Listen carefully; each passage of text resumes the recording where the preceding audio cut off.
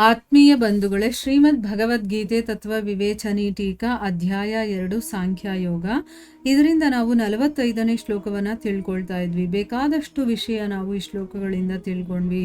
ತ್ರೈಗುಣ್ಯ ವಿಷಯ ಅಂದರೆ ಏನು, ನಿಸ್ತ್ರೈಗುಣ್ಯನಾಗೋದು ಅಂತಂದರೆ ಏನು, ದ್ವಂದ್ವ ಅಂತ ಯಾವುದಕ್ಕೆ ಹೇಳ್ತಾರೆ, ಮತ್ತು ದ್ವಂದ್ವದಿಂದ ಮುಕ್ತನಾಗೋದು ಅಂತಂದರೆ ಏನು, ನಿತ್ಯ ಸತ್ವ ಅಂತಂದರೆ ಏನು, ಅದರಲ್ಲಿ ಸ್ಥಿತನಾಗಿರೋದು ಅಂತಂದರೆ ಏನು, ಯೋಗಕ್ಷೇಮ ಅಂತ ಯಾವುದಕ್ಕೆ ಹೇಳ್ತಾರೆ, ಮತ್ತು ಅರ್ಜುನನಿಗೆ ಯಾಕೆ ನಿರ್ಯೋಗಕ್ಷೇಮನಾಗು ಅಂತ ಹೇಳಿದ್ದಾರೆ, ಈ ಎಲ್ಲ ವಿಷಯಗಳನ್ನು ನಾವು ತಿಳ್ಕೊಂಡ್ವಿ. ಈಗ ಮುಂದಿನ ಪ್ರಶ್ನೆ ಏನು ಅಂತ ನಾವು ತಿಳ್ಕೊಳ್ಳೋಣ. ಆತ್ಮವಾನ್ ಅಂತ ಯಾರಿಗೆ ಹೇಳ್ತಾರೆ, ಮತ್ತು ಅರ್ಜುನನನ್ನ ಆತ್ಮವಾನ್ ಆಗು ಅಂತ ಹೇಳೋದರ ಭಾವನೆ ಏನು, ಇಲ್ಲಿ ಆತ್ಮವಾನ್ ಅಂತಂದರೆ ಏನು ಅಂತ ಕೇಳ್ತಾ ಇದ್ದಾರೆ, ಮತ್ತು ಅರ್ಜುನನಿಗೆ ಯಾಕೆ ಹೇಳಿದ್ದಾರೆ ಅಂತ. ಈಗ ಮೊದಲು ಆತ್ಮ ಅಂತಂದರೆ ಏನು, ಆತ್ಮವಾನ್ ಅಂತಂದರೆ ಏನು, ಇದನ್ನು ತಿಳ್ಕೊಳ್ಳೋಣ. ಈಗ ಇಂದ್ರಿಯಗಳ ಸಹಿತ ಅಂತಃಕರಣ ಮತ್ತು ಶರೀರದ ವಾಚಕವಾಗಿ ಇಲ್ಲಿ ಆತ್ಮ ಅನ್ನುವಂಥ ಪದ ಇದೆ. ಕೆಲವೊಂದು ಸರಿ ಇಂದ್ರಿಯಗಳ ಸಹಿತ ಅಂತಃಕರಣವನ್ನು ಆತ್ಮ ಅಂತ ಕರೀತಾರೆ, ಇನ್ನು ಕೆಲವೊಂದು ಸರಿ ಶರೀರಕ್ಕೂ ಕೂಡ ಆತ್ಮ ಅಂತ ಕರೀತಾರೆ. ಸೊ ಆತ್ಮ ಅನ್ನುವಂಥ ಪದ ಇದಕ್ಕೆಲ್ಲದಕ್ಕೂ ಯೂಸ್ ಮಾಡ್ತಾರೆ.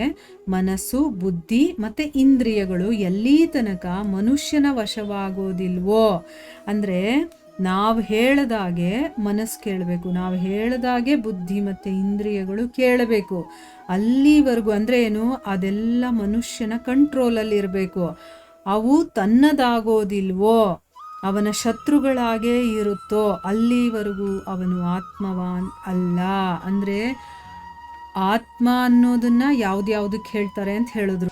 ಇಂದ್ರಿಯಗಳ ಸಹಿತ ಅಂತಃಕರಣ ಇರುತ್ತಲ್ಲ, ಅದಕ್ಕೆ ಆತ್ಮ ಅಂತ ಕರೀತಾರೆ, ಮತ್ತು ಶರೀರಕ್ಕೂ ಕೂಡ ಆತ್ಮ ಅಂತ ಕರೀತಾರೆ. ಈಗ ಆತ್ಮವನ್ನು ಹೊಂದಿರುವಂಥವನು ಆತ್ಮವಾನ್, ಶಕ್ತಿವಾನ್, ಬಲವಾನ್ ಅಂತೆಲ್ಲ ಹೇಳ್ತಾರೆ. ಬಲವನ್ನು ಹೊಂದಿರುವಂಥವನು, ಆತ್ಮವನ್ನು ಹೊಂದಿರುವಂಥವನು ಅಂತ ಯಾರಿಗೆ ಹೇಳ್ತಾರೆ ಅಂದರೆ, ಯಾರು ತನ್ನ ಇಂದ್ರಿಯಗಳನ್ನು, ಅಂತಃಕರಣವೂ ಸೇರಿ ತನ್ನ ಬುದ್ಧಿ, ಮನಸ್ಸು ಎಲ್ಲವೂ ತನ್ನ ವಶದಲ್ಲಿ ಇಟ್ಕೊಂಡಿರ್ತಾನೋ, ಅಂದರೆ ಅದನ್ನೆಲ್ಲ ಗೆದ್ದಿರ್ತಾನೋ, ಅಥವಾ ಅವೆಲ್ಲ ಇವನ ಮಿತ್ರರಾಗಿರ್ತಾರೋ, ಇವನು ಹೇಳ್ದಂಗೆ ಅವು ಕೇಳೋ ಥರ ಆಗಿರುತ್ತೋ, ಅವನನ್ನು ಆತ್ಮವಾನ್, ಆಗ ಮನುಷ್ಯನನ್ನು ಆತ್ಮವಾನ್ ಅಂತ ಕರೀತಾರೆ. ಅದು ಬಿಟ್ಟು ಇಂದ್ರಿಯಗಳು ಹೇಳಿದಾಗ ಆ ಮನುಷ್ಯ ಕೇಳಿದ್ರೆ ಅವನು ಆತ್ಮವಾನ್ ಅಲ್ಲ. ಇಂದ್ರಿಯಗಳು ಅವನಿಗೆ ಶತ್ರುವಾಗಿದ್ದರೆ ಅವನು ಆತ್ಮವಾನ್ ಅನ್ನಿಸ್ಕೊಳ್ಳೋದಿಲ್ಲ. ಅದಕ್ಕೋಸ್ಕರ ಯಾರು ತನ್ನ ಮನಸ್ಸು, ಬುದ್ಧಿ ಮತ್ತು ಸಮಸ್ತ ಇಂದ್ರಿಯಗಳನ್ನು ಕೂಡ ಚೆನ್ನಾಗಿ ವಶ ಮಾಡ್ಕೊಂಡಿರ್ತಾನೆ. ಅಂದರೆ ಏನು, ಆ ಇಂದ್ರಿಯಗಳು ಇವನು ಹೇಳ್ದಂಗೆ ಕೇಳಬೇಕು. ಈಗ ನಾವು ಏನೋ ಒಂದು ಬಿಟ್ಬಿಟ್ಟಿರ್ತೀವಿ, ಇನ್ಮೇಲೆ ನಾನು ಆಧ್ಯಾತ್ಮಿಕದಲ್ಲಿ ಮುಂದುವರಿತಾ ಇದ್ದೀನಿ, ಇನ್ಮೇಲೆ ನಾನು ಈ ಕೆಲಸ ಮಾಡಬಾರ್ದು, ಅಥವಾ ಇದನ್ನು ತಿನ್ನಬಾರ್ದು, ಅಥವಾ ನಾನು ಇಷ್ಟು ಗಂಟೆಗೆ ಎದ್ದೊಳ್ಬಾರ್ದು, ಬೆಳಗ್ಗೆನೇ ಎದ್ದೊಳ್ಬೇಕು, ಅದಕ್ಕೆ ಇಷ್ಟು ಗಂಟೆ ಮೇಲೆ ನಾನು ಮಲಗಬಾರ್ದು ಅಂತೆಲ್ಲ ನಾವೇನೋ ಅಂತ ಅಂದ್ಕೊಂಡಿರ್ತೀವಿ ಅಂತ ಇಟ್ಕೊಳ್ಳಿ. ಆದರೆ ಆ ಇಂದ್ರಿಯಗಳು ಕೇಳೋದಿಲ್ಲ. ಅದನ್ನು ನೋಡಿದ ತಕ್ಷಣ ನಮಗೆ ತಿನ್ನಬೇಕು ಅನಿಸುತ್ತೆ, ಅದನ್ನು ನೋಡಿದ ತಕ್ಷಣ ನಮಗೆ ಮಾಡಬೇಕು ಅನಿಸುತ್ತೆ, ಅದನ್ನು ನೋಡಿದ ತಕ್ಷಣ ಅಯ್ಯೋ ಇರಲಿ ಬಿಡು ಅಂತ ಸೋಂಬೇರಿತನ ಬರುತ್ತಲ್ಲ, ಆ ರೀತಿ. ಅಂದರೆ ಏನು, ಇಂದ್ರಿಯಗಳು ಹೇಗೆ ಹೇಳುತ್ತೋ, ಇಂದ್ರಿಯಗಳಿಗೆ ಇಷ್ಟವಾಗೋ ಹಾಗೆ ನಾನು ನಡ್ಕೊಳ್ತಾ ಇದ್ದೀನಿ. ಆದರೆ ನಾನು ಹೇಳಿದಾಗ ಇಂದ್ರಿಯಗಳು ಕೇಳುತ್ತಲ್ಲ, ಅವನನ್ನು ಆತ್ಮವಾನ್ ಅಂತ ಕರೆಯೋದು.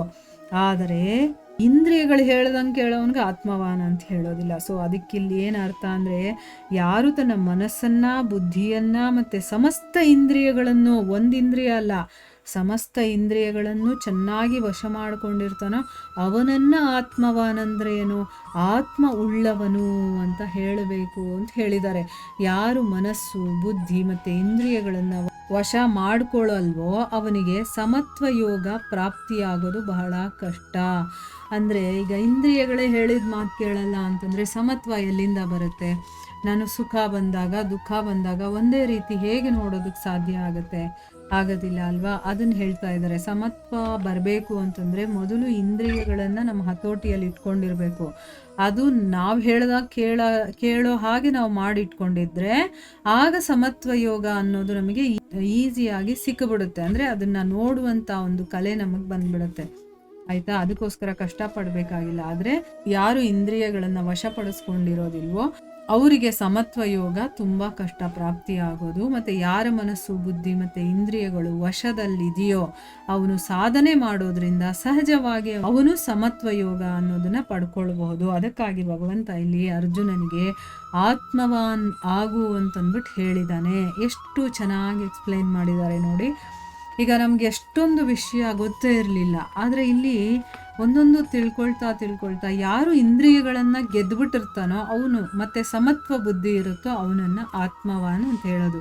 ಸೊ ಇಲ್ಲಿ ಅರ್ಜುನನಿಗೆ ನೀನು ಆತ್ಮವಾನ್ ಆಗು ಅಂತ ಭಗವಂತ ಹೇಳ್ತಾ ಇದ್ದಾನೆ. ಇವಾಗ ನಮ್ಗೆ ನೀಟಾಗಿ ಅರ್ಥ ಆಗಿದೆ ಅಲ್ವಾ? ಇಲ್ಲಿಗೆ ನಾವು ನಿಲ್ಲಿಸೋಣ. ಹರೇ ಕೃಷ್ಣ.